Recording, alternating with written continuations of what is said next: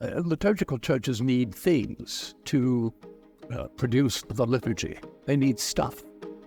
So, and people ask me what I do. I say I make stuff for churches. That's what I do. Art is an expression of the beauty of Christ.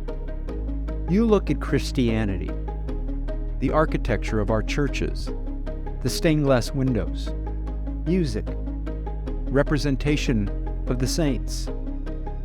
Through art, we can experience our connection to God on a different level. Church is a place where art and artists should thrive.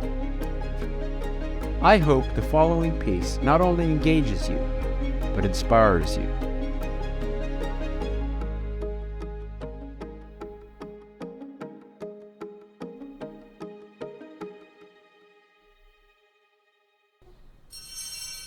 I was very, very involved, as a kid, as a teenager. I was in a boy choir, and my brothers were also in boy choir, all three of us. Of a Sunday morning, I would be looking around the space and thinking how I could improve it.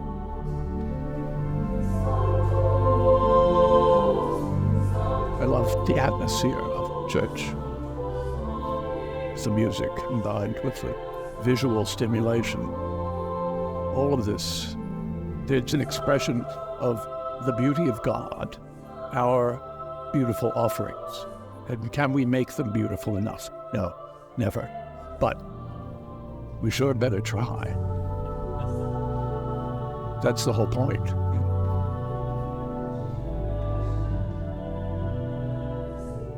In art school, I was a very odd person because in 1966, when I went off to art school, was not a time when being an overt Christian was thought to have much to do with art.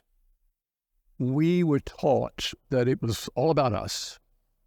It was all about self-expression. That's what art was, just express yourself. And I never had any desire to express myself. I wanted to make things that fit into churches.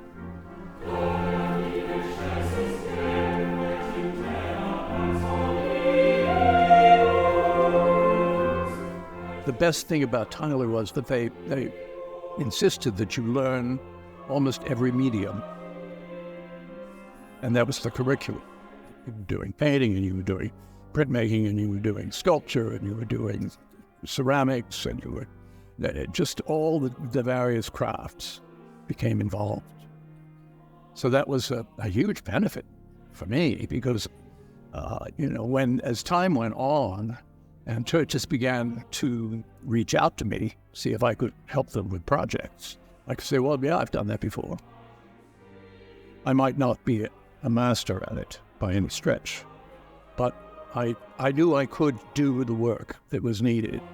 And so I just sort of dive right in. It was right out of art school. At that time, I was a member of the Good Shepherd in Rosemont, and I happened to be serving Mass, a Requiem Mass. And who should be in the pew for the funeral but Bolton Morris? We struck up a conversation about Good Shepherd, about church, about art, and he was really the most extraordinary gift in my life. He just supported me in my work in so many amazing ways, and handed me jobs. And he handed me my first big job. My first big job was at St. Luke's in Germantown. And he and I had a job to do some polychrome, colored decoration around the west doors.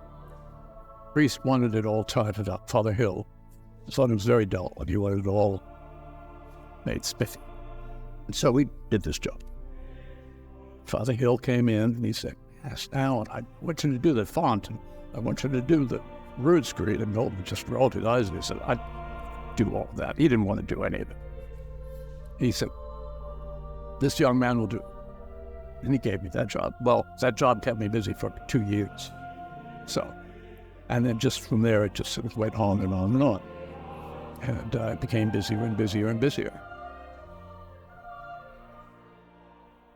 At that time, I was a member of the Good Shepherd still. I was there for about 20 years, I guess. And that church has a lady chapel, which is very, very beautiful. And I got to do a painting there that means a great deal to me. It was actually a memorial to a priest there who died suddenly, and he was a good friend. And then I was hired to do other things where they needed a lectern for the chapel, because they had daily services in there. And I was carved and Gothic and colored and all that stuff. And that was immensely challenging.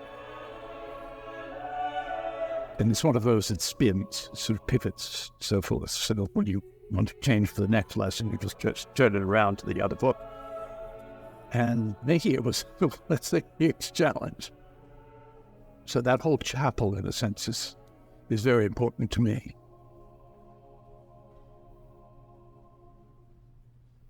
I did a lot of work at St. Paul's in Doylestown. Worked there on and off for probably around 3 years.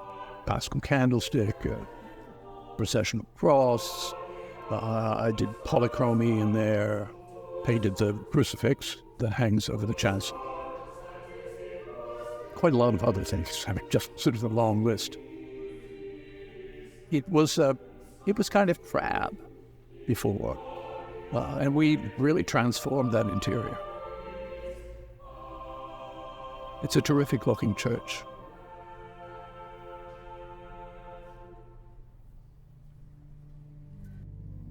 I came here beginning of January in 1990.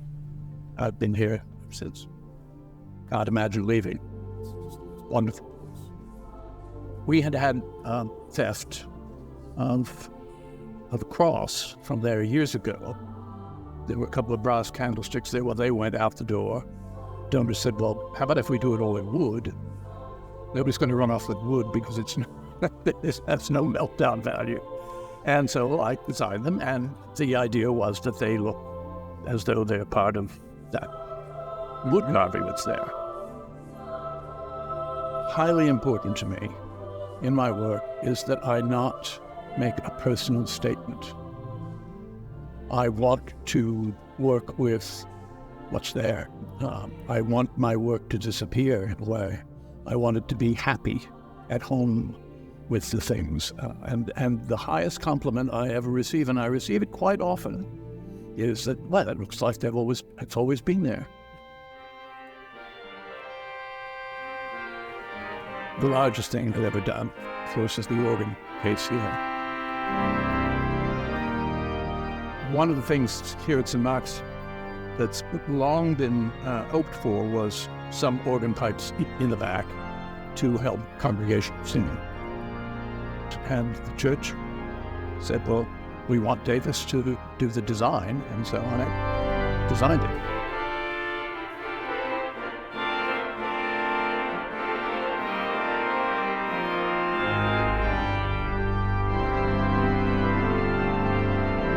All of this, it's an expression of the beauty of God and our beautiful offerings. And can we make them beautiful enough? No, never. But we sure better try. That's the whole point.